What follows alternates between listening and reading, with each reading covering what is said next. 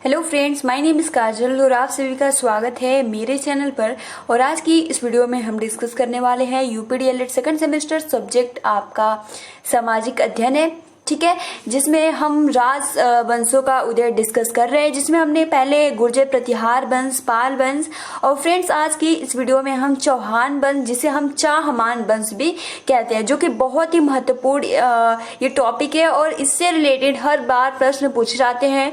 तो फ्रेंड्स सबसे पहले तो देखिए, हम सबसे पहले जो महत्वपूर्ण पॉइंट्स रहेगा वो डिस्कस करते हैं, ठीक है। उसके बाद उसके बारे में थोड़ा विस्तार से जानते हैं और उसके बाद एक और बुक में किस तरीके से दिया है एससीईआरटी की तरफ से, वो हम तीनों पॉइंट को लेकर डिस्कस करते हैं ताकि बहुत ही आसानी के साथ आप सभी को याद हो जाए। तो चलिए फ्रेंड्स शुरू करते हैं। वीडियो को लाइक कर दीजिए और हाँ, अगर आपने प्रीवियस वीडियोस नहीं देखे हैं तो सिंपल आप सभी को प्लेलिस्ट का लिंक कमेंट्स बॉक्स में मिल जाएगा या फिर डिस्क्रिप्शन बॉक्स में मिल जाएगा, आप वहां से जाकर देख सकते हो। चलिए फ्रेंड्स शुरू करते हैं। सबसे पहले हम चाहमान वंश के बारे में पॉइंट टू पॉइंट डिस्कस करते हैं और उसके बारे में जानते हैं। तो देखिए, सबसे पहला तो पॉइंट यही कि चौहान वंश को ही चाहमान वंश भी कहा जाता है। ये पहला प्रश्न आ सकता है कि चाहमान वंश को और किस नाम से जाना जाता है, तो चाहमान वंश को ही हम चौहान वंश कहते हैं। और फ्रेंड देखिए, चौहान वंश के जो संस्थापक है वो कौन है, तो वासुदेव हैं, ठीक है। और इस वंश की प्रारंभिक राजधानी जो थी वो क्या थी, अहिछत्र थी। बाद में अजय राज द्वितीय ने अजमेर नगर की स्थापना की और उसे राजधानी बनाया। तो फ्रेंड्स ये बहुत ही महत्वपूर्ण है। सबसे पहला प्रश्न कि चौहान वंश का संस्थापक कौन है, तो चौहान वंश का जो संस्थापक है वो वासुदेव है, ठीक है। और फ्रेंड्स इस वंश की जो प्रारंभिक राजधानी थी वो अहिछत्र थी, लेकिन बाद में क्या हुआ कि अजय राज द्वितीय थे, इन्होंने अजमेर नगर की स्थापना की और उसी को राजधानी बनाया। यानी आप कह सकते हो कि सबसे पहले तो अहिछत्र थी, लेकिन बाद में अजय राज द्वितीय ने अजमेर नगर पे स्थापना की, ठीक है, और उसको ही अपनी राजधानी बना ली।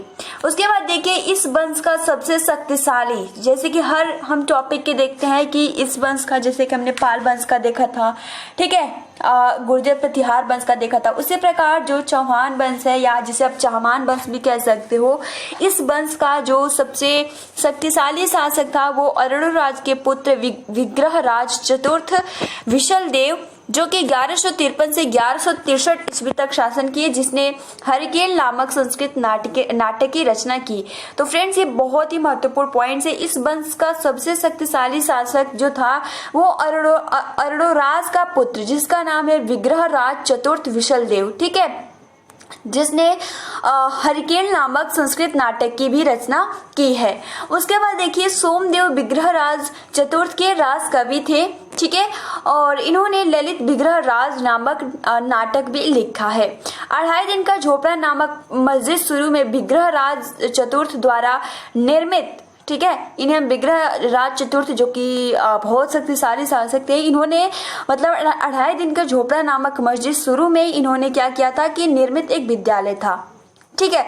उसके बाद देखिए, पृथ्वीराज द्वितीय इस वंश का अंतिम शासक था। तो जो पृथ्वीराज तृतीय था, जो आपका ये आपका चौहान वंश या आप चाहमान वंश कह सकते हो, इस वंश का अंतिम शासक जो था वो कौन था, तो पृथ्वीराज तृतीय था। और चंद्रवरदाय पृथ्वीराज तृतीय का राज कवि था, ठीक है, और जिसकी रचना पृथ्वीराज रासो ने की। तो ये तो बहुत ही मतलब हर बार प्रश्न पूछा जाता है और ये बहुत ही महत्वपूर्ण है। यानी चंद्रवरदाय पृथ्वीराज तृतीय का राज कवि था, ठीक है, जिसकी रचना पृथ्वीराज रासो है, ठीक है। उसके बाद देखिए, रणथंभौर के जैन मंदिर का शिखर पृथ्वीराज तृतीय ने बनवाया था। उसके बाद तराइन का प्रथम युद्ध 1191 ईस्वी में हुआ, जिसमें पृथ्वीराज तृतीय की विजय एवं गौरी की हार हुई थी। और तराइन के द्वितीय युद्ध में 1192 ईस्वी में हुआ, जिसमें गौरी की विजय और पृथ्वीराज तृतीय की हार हुई थी। तो फ्रेंड्स ये कुल चाहमान या चौहान वंश के कुछ महत्वपूर्ण पॉइंट्स है, जिसको आप अच्छे से याद कर लीजिए, ठीक है। सबसे पहला प्रश्न यही पूछा जाएगा कि चौहान वंश के संस्थापक कौन है, तो वासुदेव। पहले जो चौहान वंश की राजधानी थी वो अहिछत्र थी, लेकिन अजय राज द्वितीय ने अजमेर नगर की स्थापना की और उसे राजधानी बनाया। और इस वंश का सबसे शक्तिशाली जो शासक था वो विग्रहराज चतुर्थ था, ठीक है, जिसे हम विशल देव भी कहते हैं, जिसने 1153 से 1163 ईस्वी तक शासन किया और जिसने हरिकेन नामक संस्कृत नाटक की रचना भी की है। किसने? तो विग्रहराज चतुर्थ ने। उसके बाद देखिए फ्रेंड्स, सोमदेव विग्रहराज चतुर्थ के राजकपि थे, यानी जो सोमदेव थे, प्रश्न ऐसा भी आ सकता है कि सोमदेव कहाँ के राजकवि थे? तो विग्रहराज चतुर्थ के राजकवि थे। कौन? तो सोमदेव। इन्होंने ललित विग्रहराज नामक नाटक लिखा है। तो ललित विग्रहराज नाटक किसने लिखा है? तो सोमदेव ने लिखा है। बहुत ही महत्वपूर्ण ये प्रश्न है, आप इसको अच्छे से याद कर लीजिएगा। उसके बाद देखिए, 2.5 दिन का झोपड़ा नामक मस्जिद शुरू में विग्रहराज चतुर्थ द्वारा निर्मित एक विद्यालय था। यानी जो 2.5 दिन का झोपड़ा था, जब मस्जिद शुरू हुआ तो उसमें विग्रहराज चतुर्थ द्वारा एक निर्मित एक विद्यालय भी था। उसके बाद देखिए, पृथ्वीराज तृतीय इस वंश का अंतिम शासक था। किस वंश का? तो चहमान या चौहान वंश कह सकते हो, इस वंश का अंतिम शासक था। और चंद्रवरदाय पृथ्वीराज तृतीय का जो चंद्रवरदाई था, ठीक है, वो पृथ्वीराज तृतीय का क्या था? राजकवि था, ठीक है, जो कि पृथ्वीराज क्या थे? तृतीय, वो चहमान वंश के अंतिम शासक थे और चंद्रवरदाई जो थे उनके राजकवि थे पृथ्वीराज तृतीय के, और जिसकी रचना पृथ्वीराज रासो है, ठीक है। उसके बाद देखिए, रणथंभौर के जैन मंदिर का शिखर पृथ्वीराज तृतीय ने ही बनाया था। तो रणथंभौर में जैन मंदिर का शिखर किसने बनवाया? तो पृथ्वीराज तृतीय ने बनवाया। उसके बाद देखिए, सबसे महत्वपूर्ण कि तराइन के जो प्रथम युद्ध हुआ 1191 ईस्वी में, ये किसके बीच हुई थी? तो पृथ्वीराज और गौरी के बीच में हुई थी, जिसमें गौरी की हार हो गई थी, ठीक है। उसके बाद तराइन की द्वितीय युद्ध हुआ जिसमें पृथ्वीराज तृतीय की हार हो गई और मोहम्मद गौरी की जीत हो गई। तो ये कुछ महत्वपूर्ण पॉइंट्स है जिसको आप अच्छे से याद कर लीजिएगा। अब चलिए कुछ थोड़ा विस्तार से देख लेते हैं, ठीक है। इसमें देखिए, आपका जो पवन गाइड है इसमें किस तरीके से दिया है, तो इसमें दिया है कि चहमान या चौहान वंश का परिचय दीजिए। तो अनुश्रुतियों के अनुसार इस वंश का प्रारंभ चहमान नामक व्यक्ति से हुआ, ठीक है। कुछ विद्वान इन्हें सूर्यवंशी तथा कुछ विदेशी कुल से उत्पन्न मानते हैं। इस वंश की प्रमुख शाखा अजमेर के पास सांभर में थी। जब तक प्रतिहारों का प्रभाव था, चहमान वंश दबा रहा और जब गुर्जर प्रतिहार वंश कमजोर होने पर इस वंश का प्रभाव भी बढ़ने लगा। यानी जब जो गुर्जर प्रतिहार वंश था, जब उनका जो आप कह सकते हो कि जब उनकी समृद्धि अच्छी थी, बट जब वो कमजोर पड़ने लगी तो जब चौहान वंश थी वो इनका इफेक्ट यानी इनका प्रभाव ज्यादा होने लगा। और देखिए फ्रेंड, चहमान वंश के प्रमुख शासक देखिए इसमें किस तरीके से दिया है कि इस वंश का शक्तिशाली राजा जो था वो विग्रहराज, यहाँ पे देखिए द्वितीय कर दिया है, बट विग्रहराज फोर्थ थे, ठीक है। देखिए हमने अभी डिस्कस किया ना, इसलिए यहाँ पे बहुत ही अच्छे से दिया है। कौन है? तो विग्रहराज चतुर्थ विशल देव, ठीक है। तो नाम बस आप इसमें कंफ्यूज नहीं होइएगा, विग्रहराज बस आप याद कर लीजिएगा, ठीक है। विग्रहराज थे जिसने गुजरात के चालुक्य राजा मूलराज प्रथम को परास्त कर नर्मदा नदी तक के प्रदेशों को जीत लिया। इसके पश्चात इस वंश का विख्यात शासक जो था वो अजय राज, ठीक है, जो कि 1105 से 1130 ईस्वी तक, जो कि हमने शुरू में ही डिस्कस किया कि जो अजय राज था उसने क्या किया कि पहला राजधानी चेंज कर दिया था, ठीक है। उसने अजय मेरू यानी वर्तमान अजमेर नगर बसाया और उसके बाद देखिए कि जिसमें भव्य मंदिरों एवं भवनों का निर्माण कराया। और अजय राज के बाद अरोड़ा राज जो था किसका पुत्र था? क्योंकि अभी हमने शुरू में ही डिस्कस किया था, जो आपका अरोड़ा राज का पुत्र कौन था? विग्रहराज था, ठीक है। तो इसने 1130 से 1150 ईस्वी तक राजा हुआ, जिसने मुस्लिम आक्रमणकारियों को परास्त किया। और 12वीं शताब्दी के मध्य में इस वंश का प्रतिभाशाली देखिए यहाँ पे यही बोल रहा है कि विग्रहराज चतुर्थ यानी विशल देव जिसे हम कहते हैं, जिन्होंने 1153 से 1164। तो फ्रेंड्स ये आप सभी को याद रखना है कि इस वंश का जो प्रतिभाशाली शासक, जैसे कि हमने शुरू में ही डिस्कस किया, किसका पुत्र था? तो अरोड़ा राज का पुत्र था, जो कि विग्रहराज चतुर्थ जिनका विशल देव नाम है। और 1153 से 1164 ईस्वी तक इन्होंने शासन किया, ठीक है। यानी इसके पहले भी आप कह सकते हो कि इसके पहले भी इनके नाम से प्रथम शक्तिशाली जो राजा था वो विग्रहराज द्वितीय थे। लेकिन सबसे शक्तिशाली अगर पूछा जाए तब उस टाइम आप लिखेंगे कि विग्रहराज चतुर्थ, जिनको हम विशल देव इनका उपनाम था, जो कि 1153 से 1164 ईस्वी तक शासन किए और जिसने तोमरों से दिल्ली जीत ली थी, वह एक उच्च कोटि का लेखक था, ठीक है, जिसने जो आपके विग्रहराज चतुर्थ थे, इन्होंने किसकी रचना की है, तो हरकेल नामक संस्कृत नाटक की भी रचना की है, जस्ट हमने ऊपर डिस्कस किया। और विद्वानों का आदर करता था। और सोमदेव कौन था, तो विग्रहराज चतुर्थ का क्या था, दरबारी कवि था।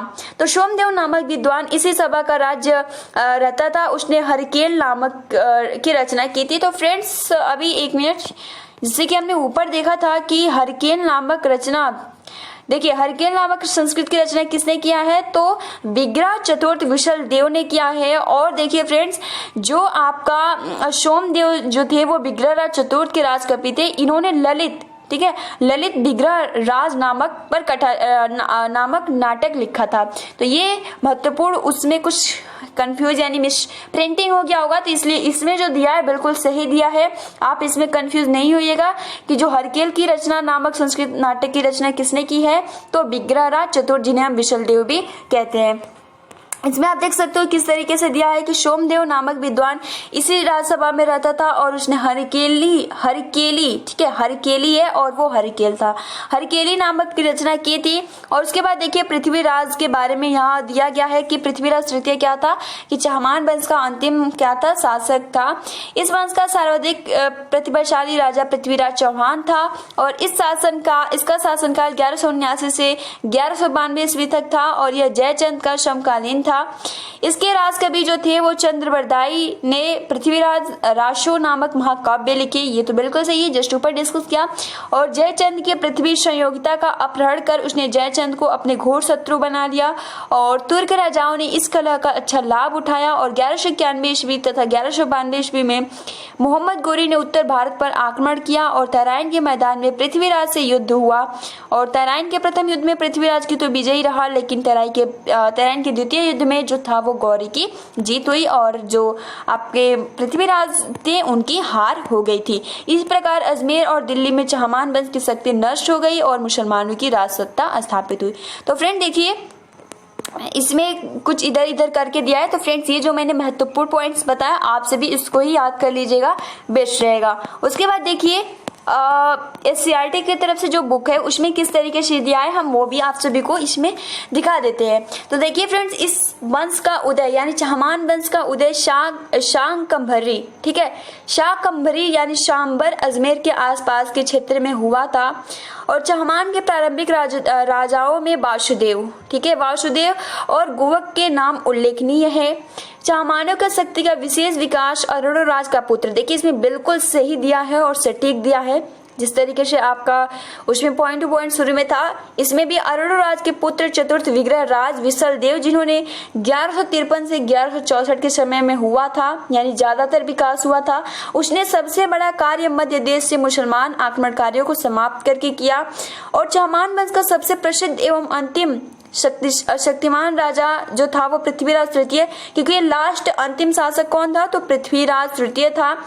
लेकिन जब विकास चहमान का हुआ तो उस टाइम जो शक्तिशाली आप कह सकते हो कि अरुणराज का पुत्र चतुर्थ यानी विग्रहराज विशल देव था, ठीक है। और जो पृथ्वीराज तृतीय थे ये 1179 से 1193 ईस्वी तक शासन किए। और इसके राजकवि कौन थे, तो चंद्रवरदाई थे। और फ्रेंड्स ये भी आप सभी को बताना है कि चतुर्थ यानी जो विग्रहराज चतुर्थ थे इनके राजकवि कौन थे, ठीक है। और देखिए फ्रेंड्स, इसने राजकवि चंद्रवरदाई ने पृथ्वीराज राशो नामक अपभ्रंश महाकाव्य की रचना भी की है।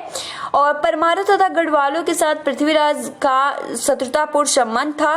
और 1193 में 1192 और 93 इस तरीके से आप कह सकते हो। 1193 ईस्वी में तराइन के द्वितीय युद्ध में पृथ्वीराज पराजित हो गया। और क्योंकि जो 1191 में तराइन का प्रथम युद्ध हुआ था उसमें तो पृथ्वीराज तृतीय का जीत हुआ था, बट जब तराइन का द्वितीय युद्ध हुआ उसमें क्या हुआ था कि पृथ्वीराज चौहान की हार हो गई थी। इस तरीके से आप कह सकते हो कि अजमेर व दिल्ली दोनों ही तुर्कों के हाथ लगे और इस प्रकार जो था चहमान वंश या चौहान वंश का जो सत्ता था इसका अंत हो गया। तो फ्रेंड्स आई होप कि आपको बहुत ही आसानी के साथ ये क्लियर हो गया होगा, कोई भी डाउट नहीं होगा, ठीक है। और फ्रेंड्स सबसे सटीक जो दिया है वो इसमें दिया है। अगर आप इसको याद कर लेते हो, सबसे पहला पॉइंट की यही कि चौहान वंश के संस्थापक कौन है, तो वासुदेव है। इस वंश की जो प्रारंभिक राजधानी थी वो अहिछत्र थी। लेकिन अजय राज द्वितीय ने क्या किया कि अजय नगर की अजमेर नगर की स्थापना की और उसे ही अपनी राजधानी बनाई।